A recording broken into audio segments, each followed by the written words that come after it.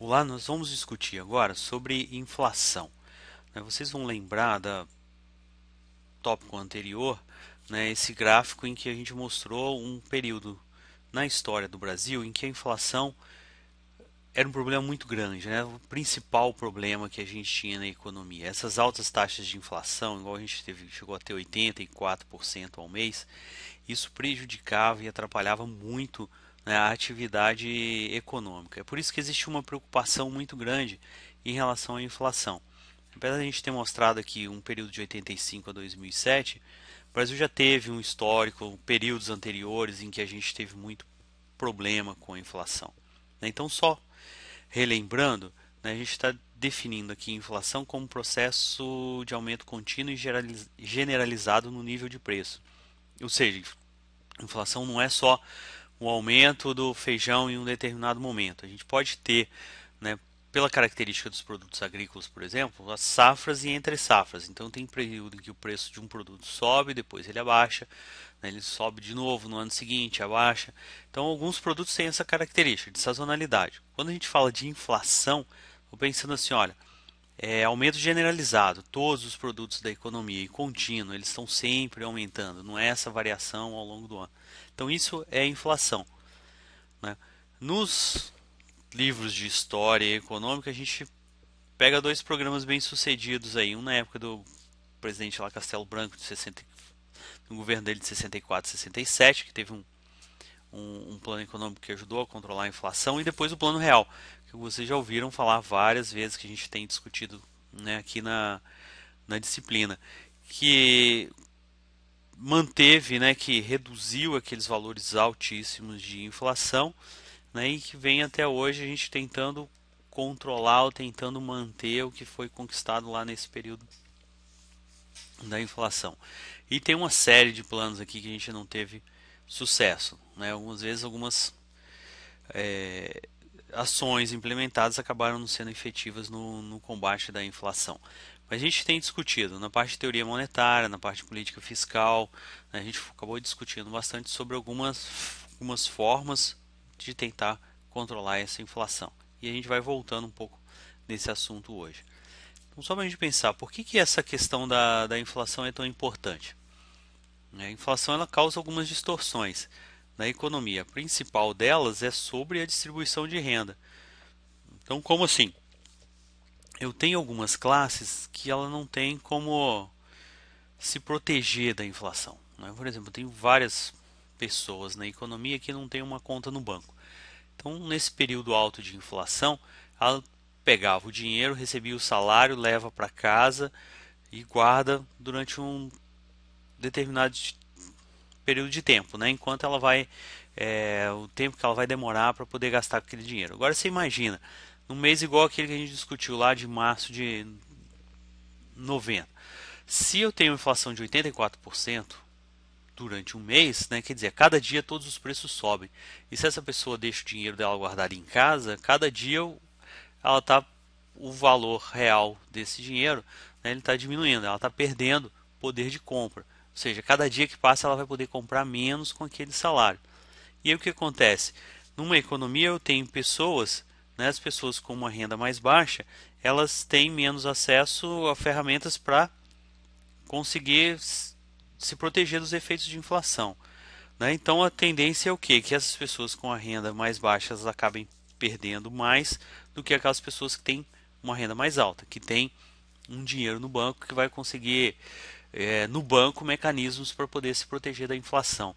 Isso a gente às vezes chama de imposto inflacionário. É aquele dinheiro que você perdeu ou aquela desvalorização do seu dinheiro devido a essa inflação. Então a gente vai dizer assim, olha, existe, né, alguns trabalhos que mostram isso, que quanto mais alta a inflação de um país, mais desigual vai ser a sua distribuição de renda. Então esse é um primeiro efeito. Um outro efeito é sobre o balanço de pagamentos. O balanço de pagamentos a gente não discutiu ainda, né, mas estou representando aqui as relações do meu país com os outros países, com as outras economias. Então vamos pensar assim, olha, se eu tenho inflação muito maior do que no resto do mundo, isso daí acaba encarecendo o meu produto, né? O meu produto começa ficando mais caro, ele está sempre aumentando de preço e eu começo a ter dificuldades na hora que eu for competir com os outros países. Tá? Eu tenho também um efeito sobre investimentos empresariais, porque a partir do momento que eu tenho uma inflação muito grande, eu não consigo planejar muito bem o que vai acontecer lá na frente. Tá? Eu não sei, né, o quanto é que eu vou. Esse empresário não sabe quanto é que ele vai ter de lucro, né, quanto é que vai ser o retorno do investimento dele.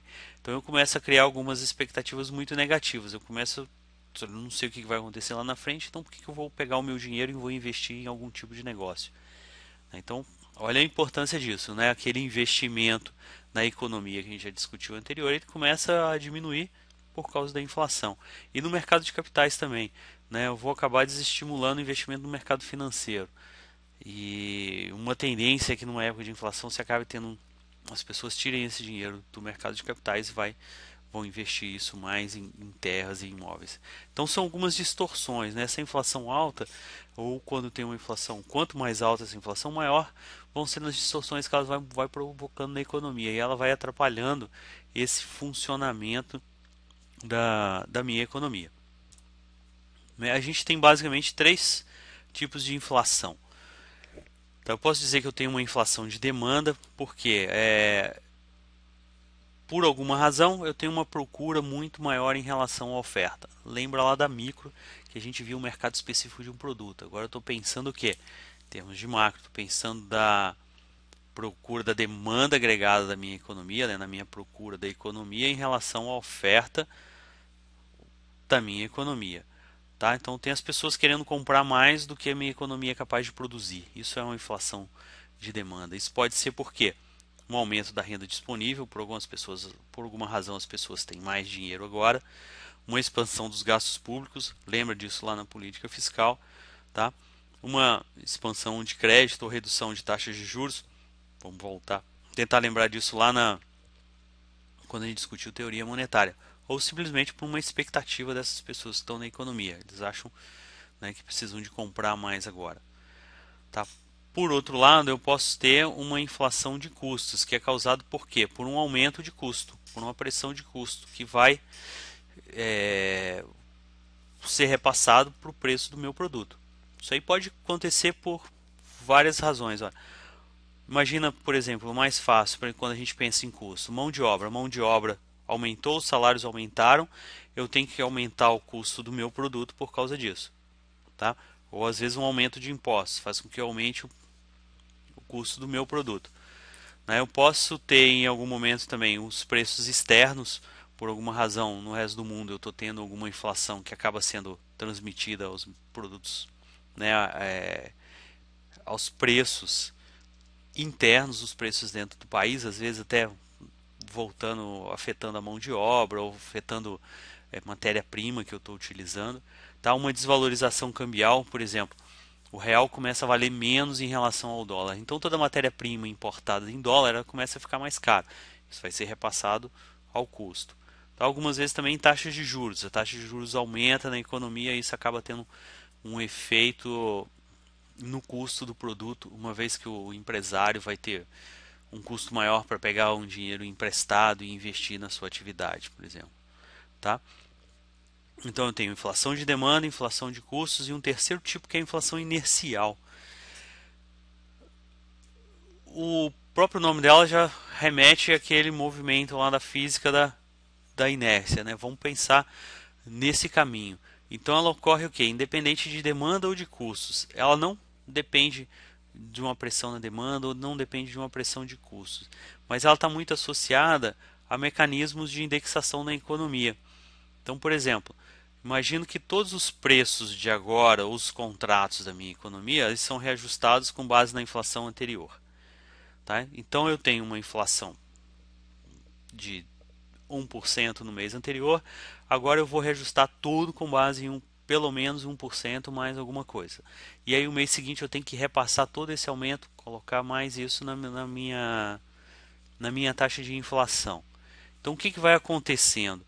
Essa indexação vai fazendo com que a inflação vá crescendo por conta de valores anteriores de inflação. Tá? Ou é a questão da inércia, né? Como se a inflação fosse aumentando, crescendo, ela vai por conta própria, não precisa nem de ter demanda ou de custos. Você tem o efeito do mês anterior fazendo com que a minha inflação aumente agora, tá? E no Brasil, a gente tem o quê? Tem algumas correntes, né? A gente já falou de escolas da economia, a gente tem algumas pessoas na economia dizendo que, considerando que essas inflações, que a inflação no Brasil ela teve causas diferentes, tá? Então eu posso ter o quê? Uma inflação causada por um desequilíbrio no setor público, né? Como que é isso? Eu estou tendo um descontrole monetário, não consigo controlar a minha quantidade de moeda na economia, né? Estou colocando mais moeda, por exemplo, na minha economia. Lembra que isso ia, o que isso vai ocasionar na nossa demanda, tá? Aquela relação que a gente discutiu anterior, né, de quantidade de moeda e demanda. Então esse desequilíbrio, o fato de eu ter mais ou ter menos, aliás, eu ter mais moeda na minha economia acaba fazendo com que eu gere uma inflação. Então eu preciso de fazer o que para controlar? Controlar essa quantidade de moeda, ou fazer um ajuste fiscal, né? O que era o ajuste fiscal? O governo gastar menos do que ele está arrecadando, né? Ou em alguns casos liberar comércio exterior, né? Trazer produtos de fora para competir com aqueles produtos que estão aumentando demais o preço no Brasil. Eu tenho uma corrente aqui que era um dos inercialistas. Eles diziam que a inflação no Brasil, ou aquela inflação grande que a gente viu lá atrás, era causada por uma indexação generalizada.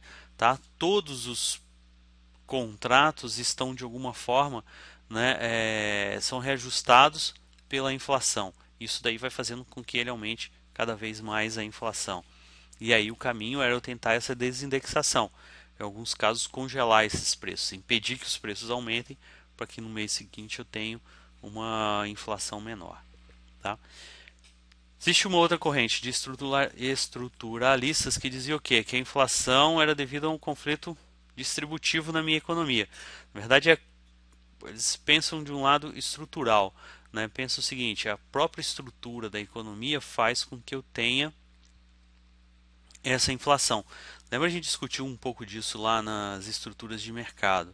Tá? Se eu tenho muitos oligopólios na minha economia, esses oligopólios eles são capazes de controlar o preço ou de tentar determinar esse preço.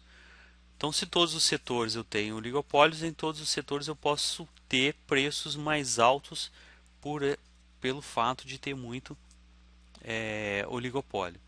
Tá? E isso daí então é uma questão estrutural da minha economia. A minha economia está estruturada dessa forma que faça com que isso acabe acontecendo. Né? Então vou tentar controlar esse preço, vou promover reformas estruturais para tentar modificar isso daqui e às vezes vou ter um controle de câmbio, né? Se essa forma de câmbio se o meu câmbio estiver afetando isso. A gente vai discutir mais, voltar a discutir um pouco mais sobre câmbio